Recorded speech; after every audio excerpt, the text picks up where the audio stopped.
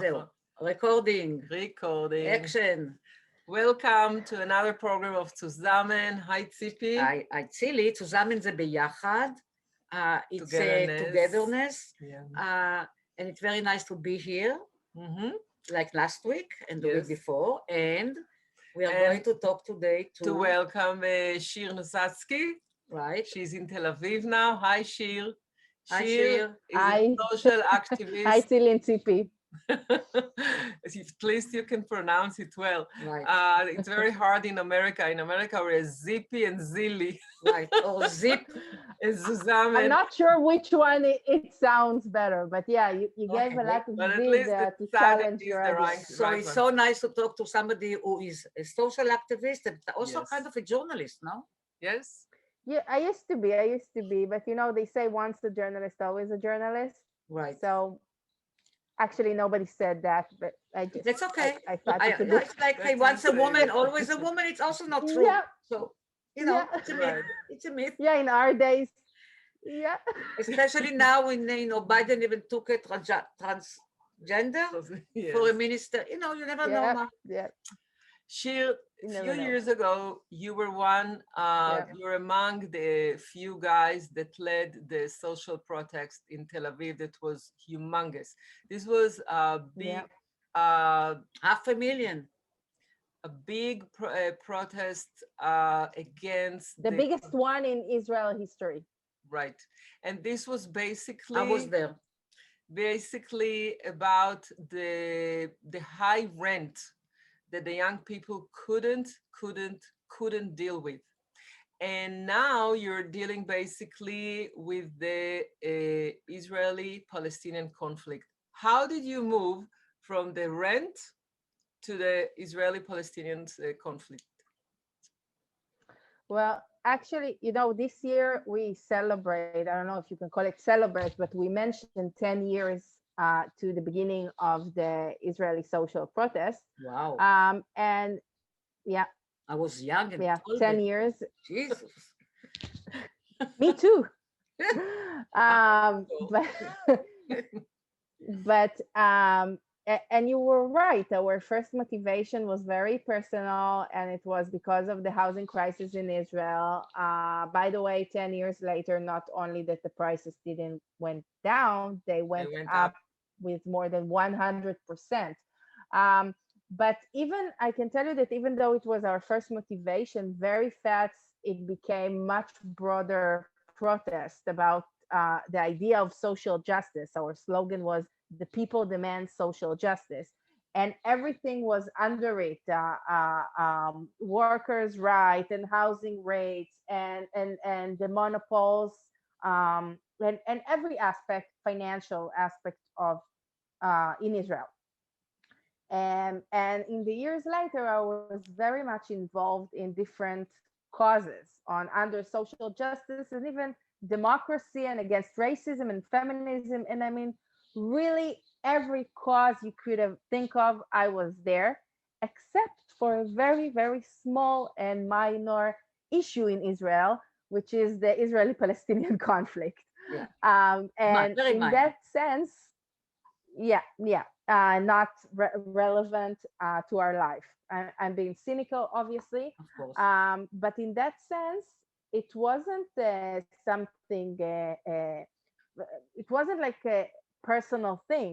It was actually, I represented in that approach the entire generation in Israel, because young Israelis in the last decade have become super activists, but not on the issue of the Palestinians. It's an amazing tension and we have here. Everybody look outside of Israel, thinks, well, the biggest political issue is the conflict, but young people in Israel deal with everything besides that. And 3 years ago, never mind why, but I started asking myself, how come I'm involved in every issue except that? My conclusion was that unlike every other issue, which I feel I can influence, this feels so useless and despairing and and it's like nothing everything has already been tried, and no matter what you will do, it's stuck.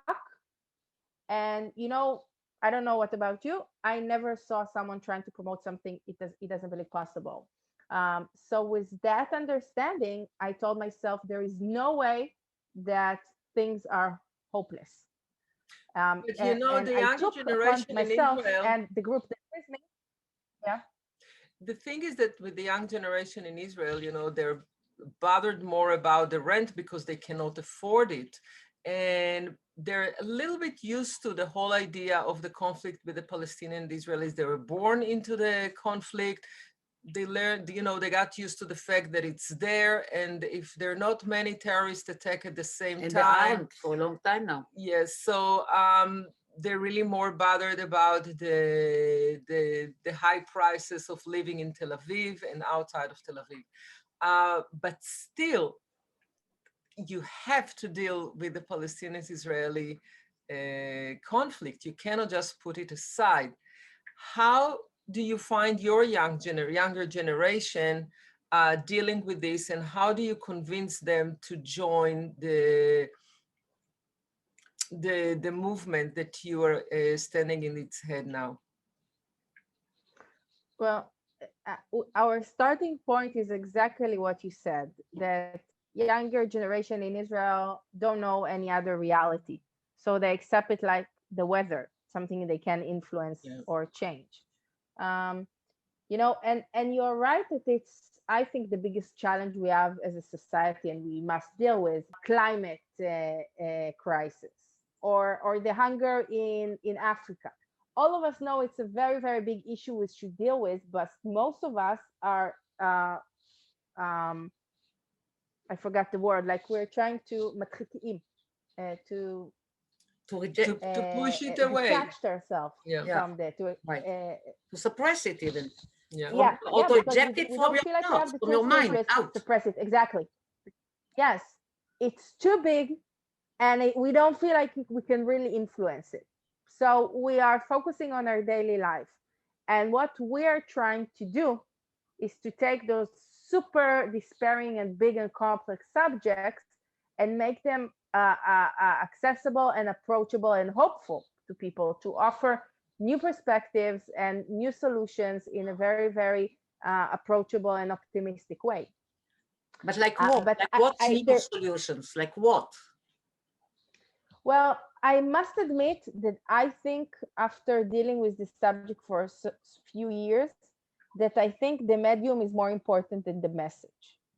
The fact is that in Israel today, the discussion does not exist. It's not that you have few solutions and people say, okay, I think about this. It's not issue. It's not an issue. So when we're talking about different solutions and angle, it's about bringing it back to the table. So it's looking for it from a psychological perspective or from technology perspective or from all kinds of perspectives. And our beginning was like huge mega events in a TED-like format of short lectures that gives you new and inspiring way to look at the conflict and how it's solvable. But one day somebody came and said, no partner, we don't have a partner. And that's it. Whoops. Yeah. So there is. And he was a lefty. It was, unfortunate. And I like him very much. And I'm really sorry he said it. But he's also that's something that maybe we can start with that. And because it is almost like a fake news, which back then we didn't call it fake news. What do you mean there is no partner? The whole Palestinians are not partners. One person is not a partner. What you're talking about? And by the way, it's very easy to take something and either diminish it or mock it or just wipe it, like even some of the satirical programs in Israel, like Eretz Nehederet, they took really nice ministers and made them nothing. And now we have also making nothing from, let's say, Gantz. There is something that the way we brand things, actually. So we branded the Palestinians, no partner. We can take characters and brand them and they're weak and whining and worse, nothing. it's so fast. So But why also, we cannot do the? But don't forget that those who create this satirical program are also belong to the young generation, and their reality is not like our the older generation. It's not the same. I must say that I'm lucky to call some of the creators of Eretz Nehederet my friends, Sure. and they are not that young. I hope they're not hearing me say that, but no, but it's not the same. And by the way, Eretz Nehederet means wonderful country, and it's a very popular, wonderful, very talented people do it and write satirical about what's going on. But what I'm trying to ask you, it's Saturday Night Live. It's almost like some bright genius idea should come out from what you are saying, that once we put it on the table, maybe new ideas will generate, like, how do we do the opposite of there is no partner? It was so fast.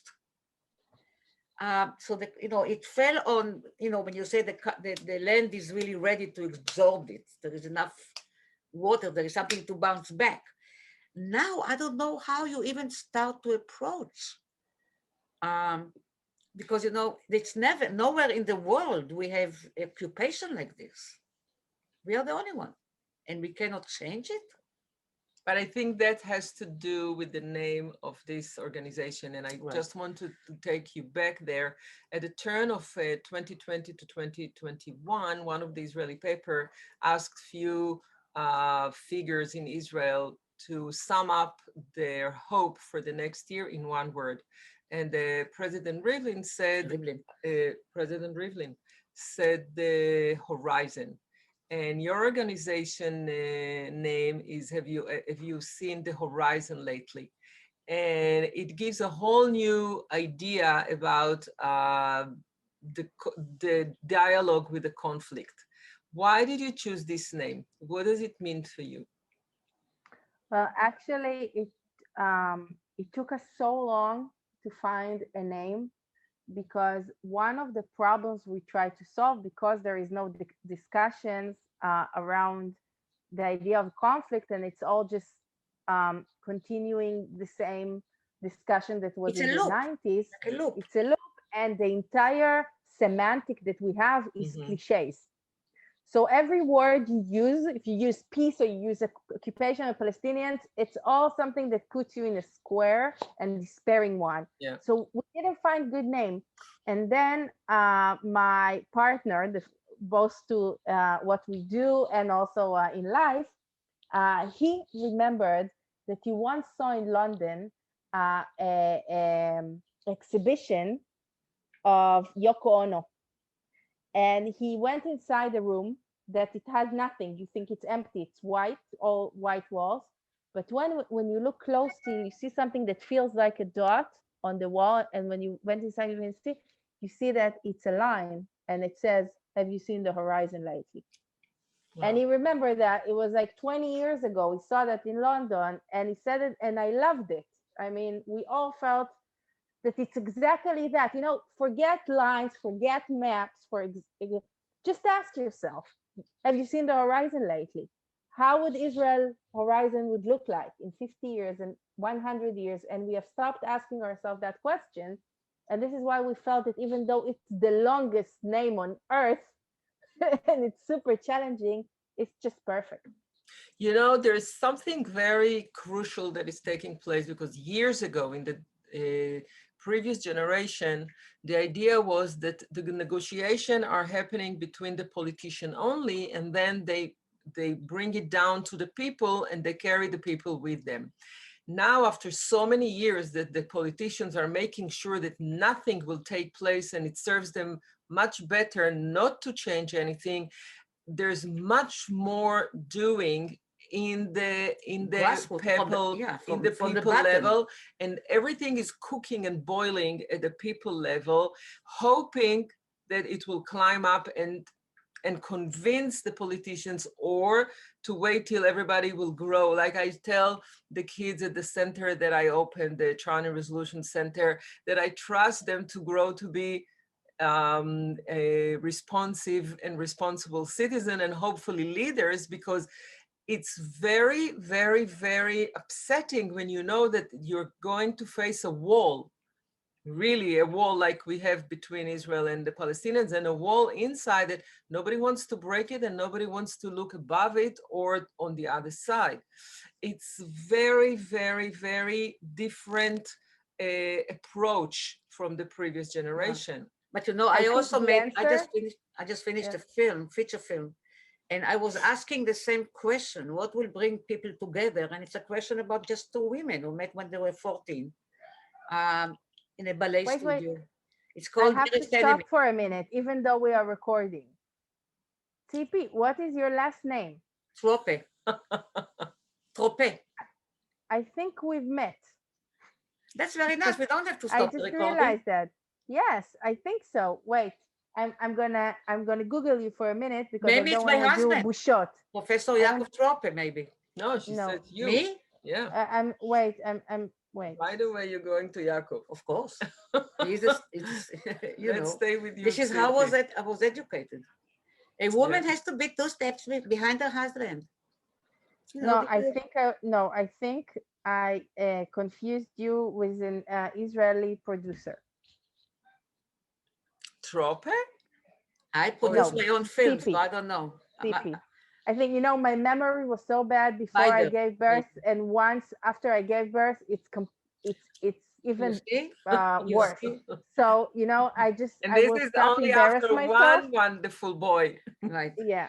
And what I started to tell you that I produced my own films, and so it's a story about 2 women, Arab and Israeli, who meet. The Israeli didn't know she's Arab, and I was really trying.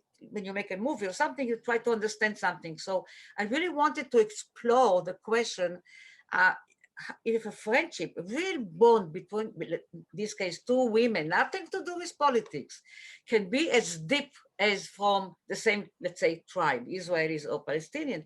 And, I was so upset in the end of the film, and I don't want to be a spoiler, is that there are much larger forces that actually dictate, not we can decide for ourselves, can we decide for our children, what they are exposed.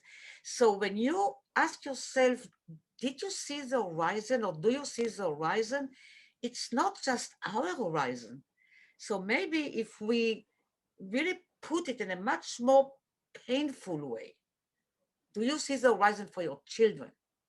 But the question about the horizon for the kids proved itself in Israel in a wrong way, because our grandparents said it, our parents said it, we said it, and it's still the same. And like few programs ago, we interviewed Anat Goren, the documentarist from Israel. And she said something, she has 4 boys, and she said she's not really worried because the youngest one is 3 years old, so then until he goes to the army.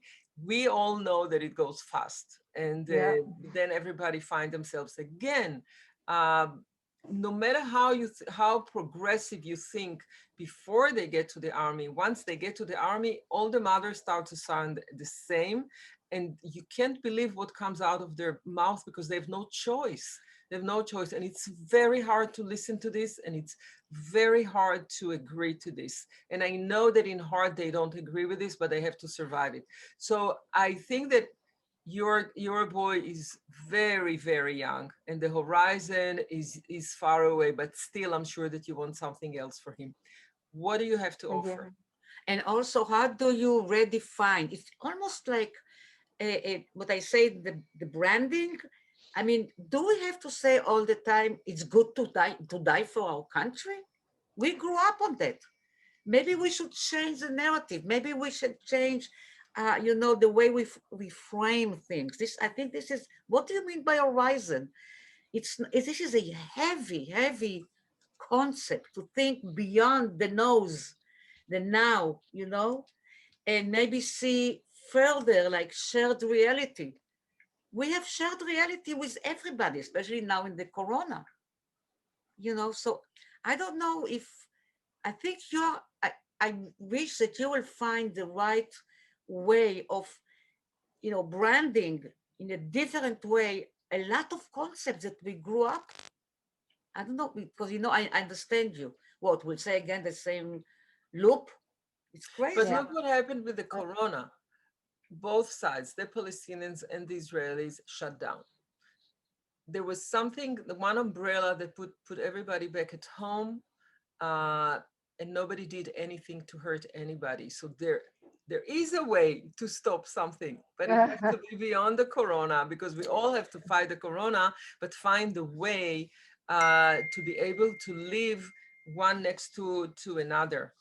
Yeah, but why nobody's talking about the fact that in the last, I don't know how many years, there are no suicide bombings. Here and there, there's, it's terrible for everybody, but in general, they are not the bloodshed we had. Why don't we take advantage now? But nobody talks about it. I think you are probably the few voices who come with a different narrative. Come on, stop looking back. Look at the horizon. What is all the time you're looking back?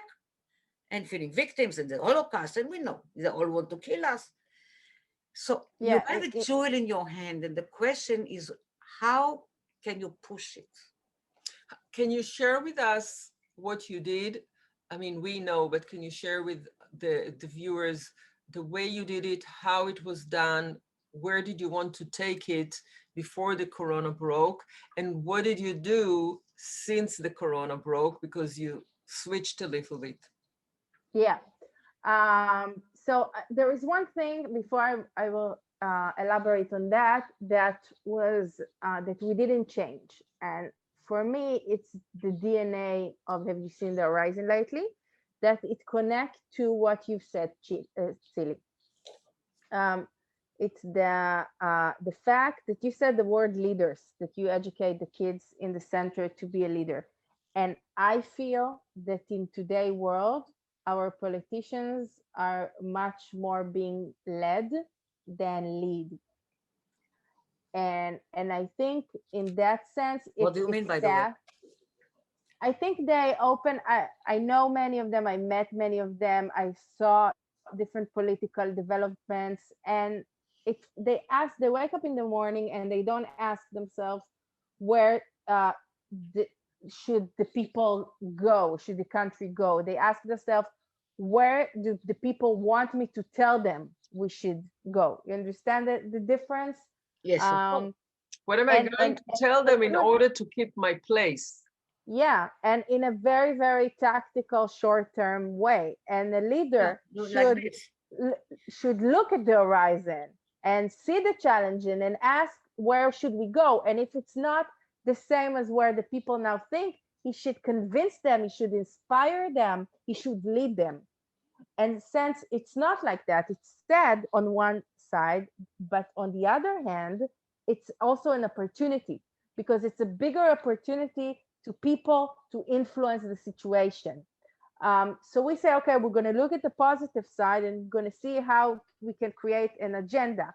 And in that sense, the social protest completely changed the financial agenda in Israel. Everybody wants to be social. Everybody talking about social rights. It wasn't like that before a decade ago.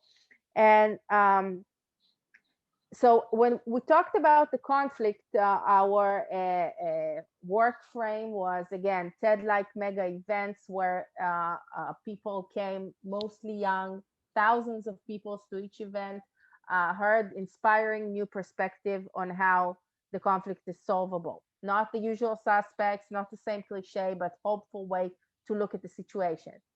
And then something major have happened in the last year in Israel, political development that I don't know if the people that here with us know, but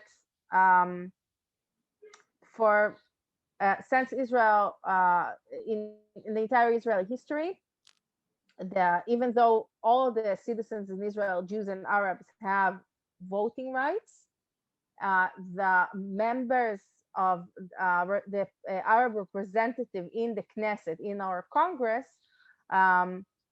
they are never part of the government. They're always in the opposition. So they're not actually shaping the policy. They're not in the decision-making process. And it is important to say that it's both sides maintain that situation. because the Arab representative never wanted also to take part in the government because they felt that they will give legitimation to the Zionist Israel, which they didn't want to take. So it's complex. But what have remained of it, that at the end of the day, the political representative of 20% of Israelis are not part of the decision making. That's horrible thing. You don't have any something to compare to it anywhere in the world. And that has been happening for decades, and nobody. Because they always told you that they are traitors. They are the fifth, whatever you call it, guys Hamishi. That was a narrative. I mean, you put in people's mind, you know, those. It's not only no partner for the Palestinians, but also not trusting the Israeli Arabs. You are right, Tzipi, and I want to. It's also important to emphasize that there are no cases that talking about any kind of betray in the country by its Arab citizens. Yes, it doesn't have any, even though it's a super complex situation. The attacks are always from the outside. Yes, and but nobody's really emphasizing this. They emphasize other things. I want to show you something about, let's talk about what we should emphasize. So what have changed that when coronavirus have came into our life, there were many bad influences, but there was one good angle in Israel, and we decided to make a lemonade out of that lemon. That people don't know, but big part of the medical teams in Israel are Arabs. Yes. And when COVID came, it's actually the first time that Arabs were in the front line of line of Israeli survival war, since they are not going to the army and they're not soldiers. But this time, doctors were the field was in the hospitals. Yeah. Right. Yes, where they saved lives. And we saluted the medical teams every morning and every evening. And we decided to use that opportunity. Great idea. To say those people are not traitors. Those people are not terrorist supporters. Those people are our partners. Partners. They are partners in faith, and they should be our partners in government. And are humanistic. Yes, and I want to show you a short video that we've done that reached more than 2 million people and was the most viewed political video of the history of Facebook Israel, more than every big video, and we're super proud of it. I want to show you it. It's again what you are telling about something. How do you push it? I mean, how do you frame it? How you present it? How you It's really terrible the way we internalize all these concepts. You know, traitors. But it's not only in this field. It's about everything. People just keep saying things that they were told, and they keep saying it without even stopping. But she's right. Yeah. Our leaders don't get up in the morning and say, where is how do we reevaluate our vision? But it's not only the leaders, it's many of us. Yeah, but we are more more busy than them. I mean, you know, what you have leaders for? To come out and reevaluate your vision. Yeah, but it's our responsibility. That's right. Right. So we have to push them, but we don't. You have it? I actually opened it, and then I was remember that it's the one with no translation. But I will tell meanwhile a story, because I had a student in Israel, and he was an Arab from Tira, and I was talking with him, and one day he told me, you know, all my life I just wanted you, the Israelis, to love me, and I was struck by it. You know, since he was a boy, all he really wanted is to be accepted. And Tira, it's a place inside the Green Line in Israel. What do you mean? It's 5 minutes from a very, Jewish city, Kfar Saba, and but the desire of this person to be accepted, and we don't even count them. And I know, by the way, that one of the characters in my film was somebody who was blamed that he put a hand grenade in a bus. And his wife is a nurse in one of the hospitals. And just before I released the film, I took her out from the film because she said, nobody will want me to take care of them as a nurse if they will know that I'm married to somebody that they view as a terrorist. I mean, and of course, life is more important. The documentary, I took her out. But the bottom line is that here they are, they laugh and smile and cry and angry, have the same wishes, the same, I feel I'm saying the basics, no? Yeah. But we don't think about it this way. And in that notion, You see? I'm playing. Okay, so you see my screen? Yeah. Yes, we can see.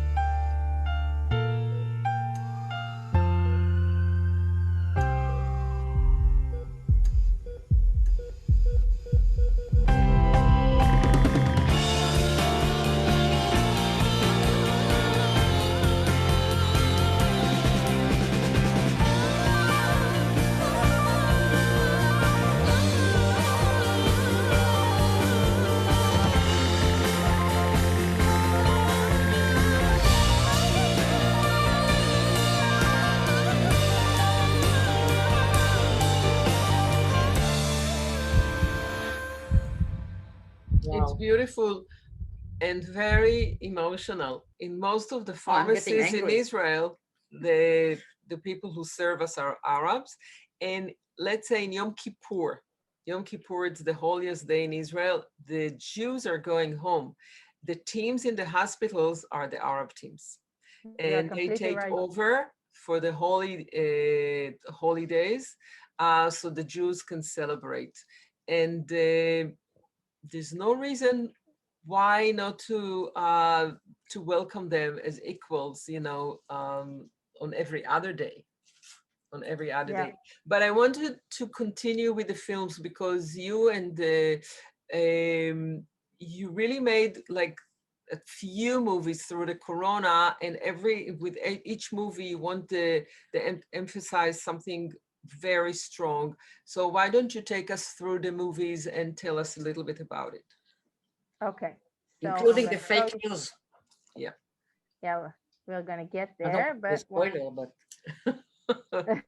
you just. But let's spoiler. Wait. I want to tell you show you something interesting that actually Nancy Pelosi took inspiration from us without knowing us.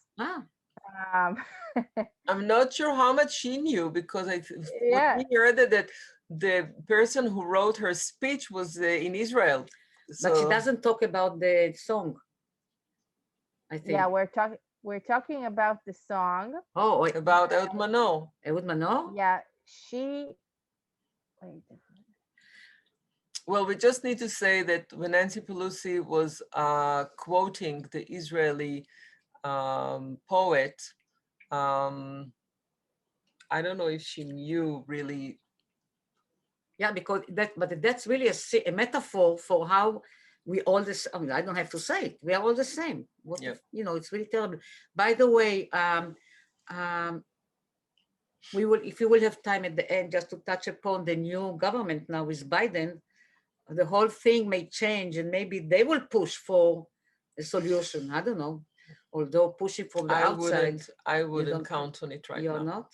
Well, it would. Not well, now. There are other important things, but maybe in a year or two, you know.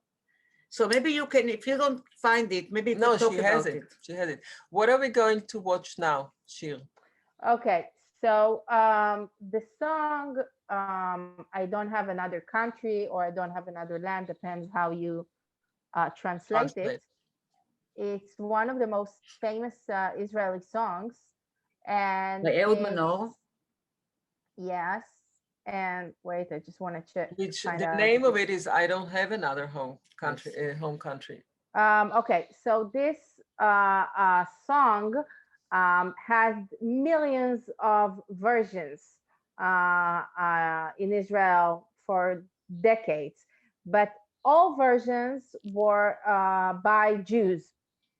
And we wanted to use this song saying we don't have another, I don't have another country. And for the first time ever, to do a version of Arabs singing it. Because the fact is they don't have another country also. Right. That's their home. And the lyric says, this is my home. Okay.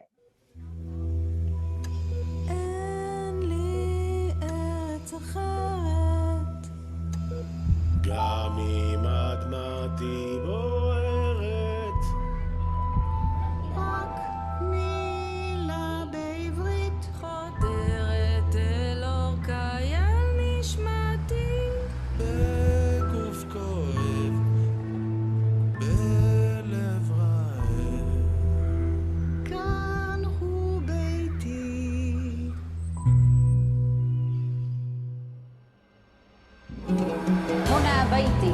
هنا بيتي هنا بيتي هنا بيتي هنا بيتي هنا بيتي هنا بيتي هنا بيتي هنا بيتي هنا بيتي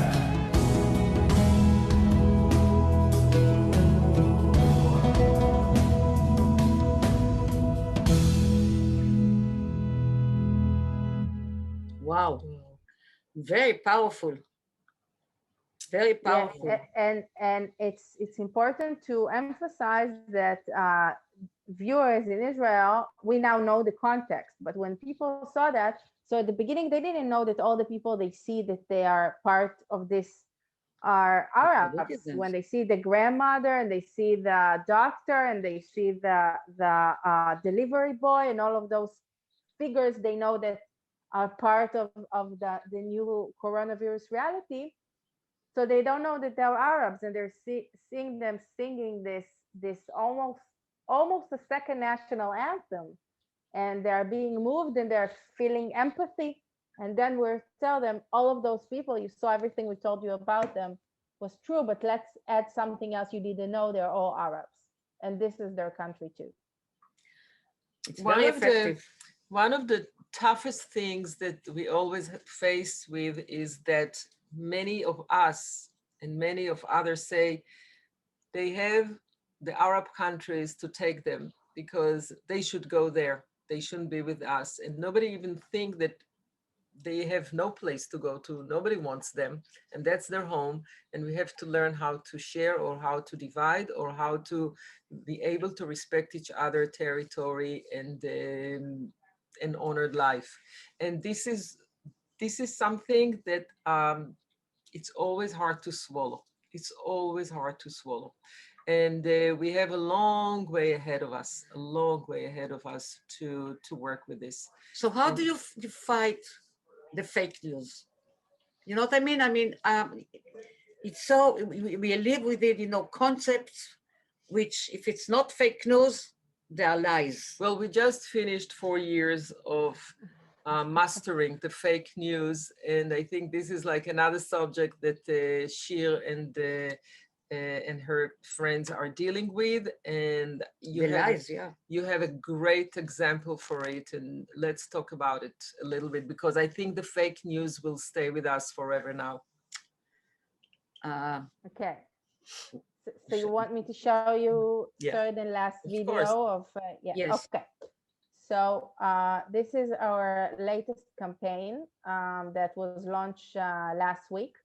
And what we're going to see there is the figure you think you're going to see is Yair Lapid. He's the head of the opposition and the head of the biggest center-left party in Israel. Not that big, even though it's the biggest, unfortunately. And we're going to see the video, and then I'm going to explain to you why we have done it. Okay. Okay.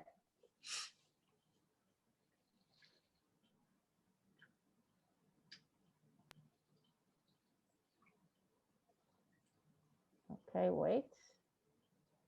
This time it's going to be fast, don't worry. It's okay, I don't worry, we have patience. Yes, you are, Rory. Yeah, this is something nice we got from the Arabs. They have patience, which actually shows about inner strength. We also, we say, Am hanetzach lo mefached miderech aruka. Right. Jewish people, they're not afraid from a long journey. We're not afraid from a long journey, but we have no patience. Yes. Okay. ערב טוב. יש לי שאלה. אתם יודעים כמה יישובים נבנו בישראל מאז הקמתה? 700. כמה מתוכם הם יישובים ערבים? 0. זהו בתמצית סיפורם של האזרחים הערבים במדינה שאמורה להיות הבית שלהם. בית במובן הרחב ביותר של מקום בעולם. אבל אתה אף פעם לא תרגיש בבית אם לא תהיה שותף בקבלת ההחלטות. ולכן הערב אני מכריז שאם אנחנו נרכיב את הממשלה הבאה, נמנה לפחות 2 שרים ערבים בכירים, נשתף פעולה עם חברי הכנסת הערבים, ונבנה עיר ערבית חדשה לראשונה מאז קום המדינה. אזרחי ישראל הערבים, כאן זה גם הבית שלכם.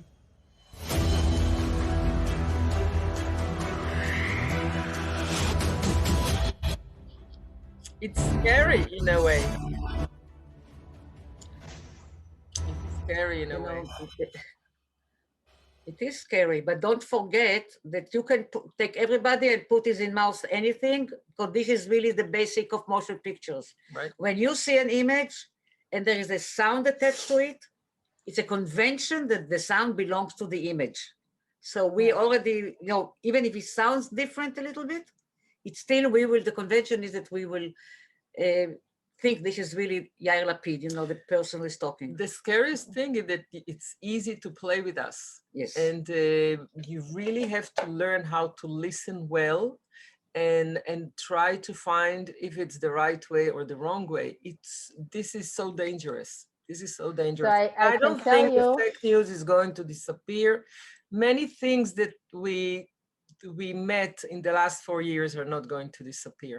And we'll have to learn how to listen and how to pay attention much better. But we have to give tools to people. They have to find tools in order to be able to detect those distortions. Exactly. Of reality.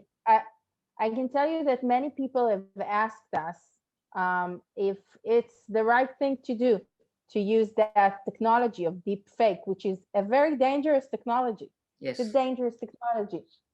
By the way, some would say that any technology is dangerous if you're using it wrong. I think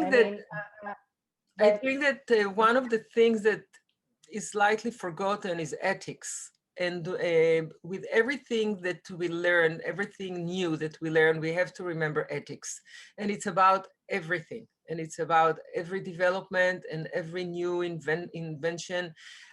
Ethics, ethics, ethics. You have to repeat it and find in yourself the truth and to be honest enough and know how to use it.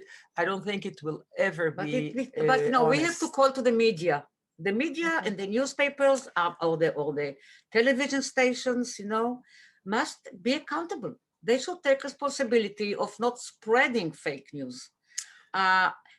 It's time, if there will be really a news media, there is facts. I mean, not everything is like in limbo or not clear. There are facts and they don't push the facts. The media grew to a size of a monster, right. But we have to take responsibility. We cannot just say it's the media, it's the politicians. I would be happy to shut down the media for a year, and I would be happy one election not to vote for anybody, so they remember how they get to their position and whom they have to take care of, because it's really annoying how they don't take responsibility towards us, the people who put them there and the people who open the TV and all the others. But I think that we have to take responsibility and judge very carefully and not to rush. You have to rethink all the time and remember that no matter what, it's going to affect us, all of us. And we have to think about it more carefully. Or maybe you should also arrange after the corona, I don't know if you can do it before, if more of our serious singers will come forward and you'll do like a Woodstock. What do you mean serious singers? Oh, come on, we have. No, but you want me to mention names like Shalom? No. Okay. But I don't think it's right to say serious singer, because when you if you talk about music, they're very Look serious musicians. Ehud Mano kept writing songs that really pushed But this is a different thing because you have serious musicians and you have serious people who happen to sing. So you have to see what platform you're using. But if we'll have a Woodstock, few Woodstock only devoted that we are generation who demand peace. We are the generation who demand reconciliation. Let's find it. I don't know, because I think what Shir is doing is Woodstock. I know, Woodstock she has the power. She's doing Woodstock of speakers because you bring a humongous audience to listen to people, wise people that can give you good reasons to change your mind. And this is a Woodstock. I think everybody should hear your voice. Shir, what is your next project? What are you working on? Well, we are in elections now. Some of us, are less lucky to have a new government than some of us less lucky than others. So we're the new hobby in Israel. Every few months you have an election. Yeah. But no woman is at the head of any party. That's not Shir's fault. There is actually one elected yesterday. Who? Of the head of the Jewish Home, Abait HaYehudi, which is the most right-wing party existing in the Israeli Knesset today. And weirdly enough, they are the only party that in the head of it is a woman. And just so people would understand, we don't have two parties like in the States. We have more than 14, like 14, 15 now. Yeah. So, and only one of them have female. It's really ridiculous. But we're almost at the end. So just tell us about the next project. What the horizon of the horizon. We want again, we're in the election. We're in the elections now, and we feel like the biggest thing we should fight for now is keep promoting Jewish-Arab political partnership, because the historical opportunity exists. It was never before. Now everybody starts to talk about it in the last year. Yes. Everybody understands this is the biggest game changer. Yes. If you're looking at the Israeli center left, it's not only the moral thing to do to give legitimation to the 20% of the public, it's also the strategic thing to do, because at the end of the day, the center left for decades doesn't have the number to get back in power. It's like Biden will try to be elected and saying, I don't want the black votes. It's the same. It's not moral and stupid. And this is what has been happening in the Israeli Jewish center left for the last few years. I don't think it's only the last few years. I think it's since 1976 when the big change took place. It's going down for many, many, many, many years, and I don't see it changing soon again. But I think that the Shir, and if she gets more and more people, they can change the basic values. You can change the basic values. I want to tell you that things are, in that sense, are much better than you would think, because polls today shows that the majority of the center-left Jewish voters, they want and support Jewish-Arab political partnership. This is something completely new, never was before, never. And like you said, Tzili, it's been here for decades. I see it as nothing less than a revolution, a political revolution in Israel. And I also see it as the bridge for a Palestinian-Israeli peace agreement.